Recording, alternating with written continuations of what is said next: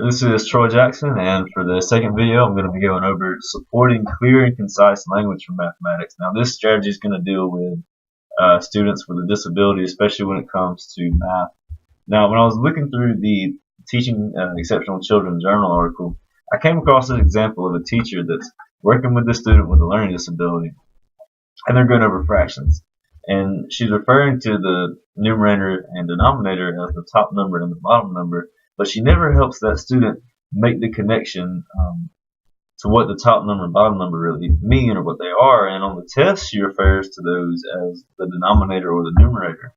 And the student never makes the connection, that formal language connection, because he's never been taught it before.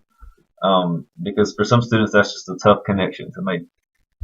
So it's a very important, especially in a math classroom with all the math terms you have to know to be able to work these problems, to make these connections as early and often as possible. So let's take an example. Let's think about in a geometry class. So let's go all the way back to maybe like a kindergarten or first grade class, and you're going over shapes. I was also reading this article where they mentioned,